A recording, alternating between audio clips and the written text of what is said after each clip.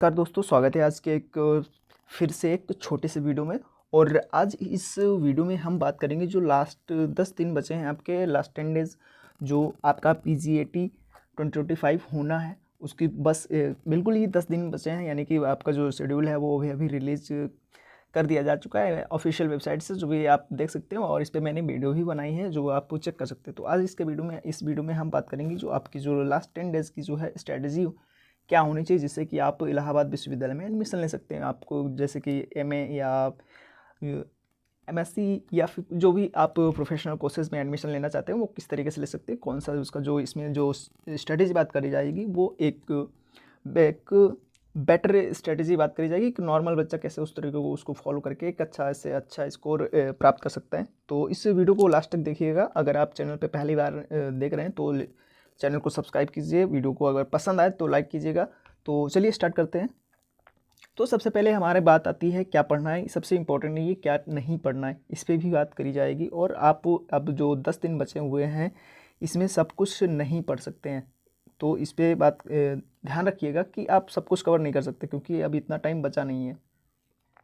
ठीक है, तो सबसे इम्पोर्टेंट है क्या नहीं पढ़ना है। ठीक है, तो इस पर भी बात होगी। और सबसे जो मेन इम्पॉर्टेंट है, सबसे इम्पॉर्टेंट बात ये है कि do a lot of practice of your subjects. Your subject का मतलब जैसे कि आप पॉलिटिकल साइंस में एडमिशन लेना चाहते हैं या फिर इकोनॉमिक्स में सब MA करना चाहते हैं, तो इसके जो भी आपकी जो बढ़िया से बढ़िया तैयार कर रखा होगा, तो इसके जितने से ज़्यादा आपने ग्रेजुएशन में इसको पढ़ रखा है तो जितने से ज़्यादा इसके MCQ हो जाएं, जितने ज़्यादा MCQ प्रैक्टिस करेंगे उतना ही ज़्यादा आपका स्कोर अच्छा आएगा। सबसे इम्पोर्टेंट बात यही है। अगर किसी कंपटीशन में आप अच्छा करना चाहते हैं तो आप अपना पहला डोमेन सब्जेक्ट जिसको आप जिसमें भी करना चाहते हैं, लाइक कोई भी सब्जेक्ट हो जाता है, ज्योग्राफी, हिस्ट्री या कोई भी, ठीक है, तो उसमें आपकी पकड़ एक अच्छी खासी पकड़ होनी चाहिए। तभी अगर इसमें आप लैग कर रहे हैं तो बहुत सारे स्टूडेंट्स से पीछे हो जाएंगे। ठीक है, तो इसके बाद में जो सबसे नॉर्मल जो है जनरल टेस्ट, जो जनरल टेस्ट है वो सभी के लिए कंपलसरी है। चाहे आप प्रोफेशनल कोर्स दे रहे हो, चाहे MA करनी है, चाहे BLL भी करनी है, जो भी करना है उसके लिए सबके लिए इम्पोर्टेंट है। ठीक है, तो वो उसको नेगलेक्ट नहीं कर सकते, यानी कि ये कंपलसरी है। और ये 50 क्वेश्चन दिए जाएंगे, 50 क्वेश्चन, और हर एक क्वेश्चन जो है 2 नंबर का होगा, यानी कि 100 मार्क्स। और आपका जो डोमेन होगा वो 200 मार्क्स का होगा, यानी कि ये 100 नंबर्स आपको बहुत ही मैटर करते हैं। आपकी जो कट ऑफ बनेगी वो 300 नंबर पर बनेगी। तो इसमें कौन कौन सी चीज़ें पूछी जाती है, जैसे कि यहाँ पे सबसे इंपॉर्टेंट चीज़ ये कि मेंटल एबिलिटी और मेंटल एप्टीट्यूड। मेंटल एबिलिटी में जैसे कि जितनी भी आपकी रीजनिंग होती है, यानी कि रीजनिंग जो आपने CUT UG अगर दिया होगा तो उसमें आपने पढ़ी होगी, तो इसमें क्या होती है कोडिंग डिकोडिंग, जैसे कि ब्लड ब्लड रिलेशन हो गया और ब्लड रिलेशन हो गया। बहुत सारे ऐसे टॉपिक हैं जहाँ से आप बस इतना डीप में नहीं जाना है, ऊपर ऊपर से देख लेना है, बट कोई भी टॉपिक ऐसा ना हो कि जिससे आपका छूट जाए।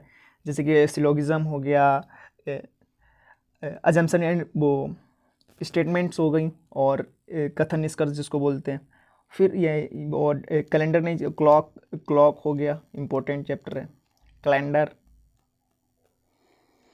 और कैलेंडर इसी तरीके से बहुत सारे चैप्टर हों, अल्फ़ाबेट टेस्ट वगैरह भी होता है।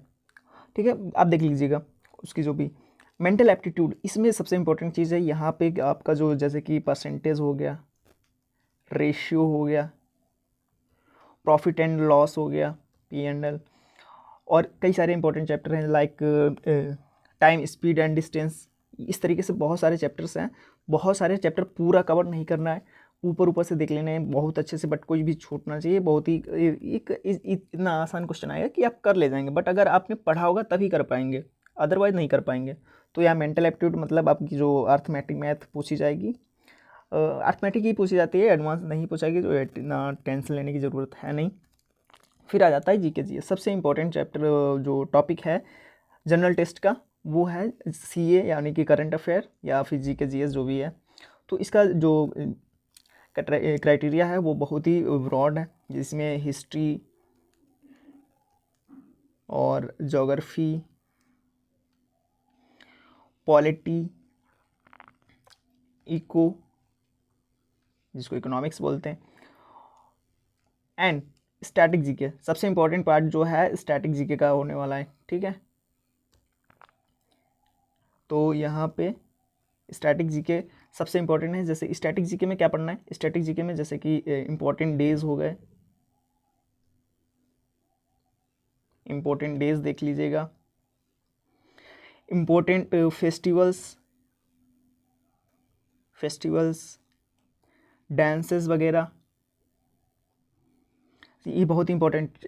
और एक इसमें इम्पोर्टेंट डेज हो गया, फेस्टिवल्स हो गए, और इम्पोर्टेंट इवेंट्स, और करंट अफेयर है वो लगभग 6 महीने का आएगा, लेकिन इतना आपके पास टाइम है नहीं कि आप कवर कर पाएँ।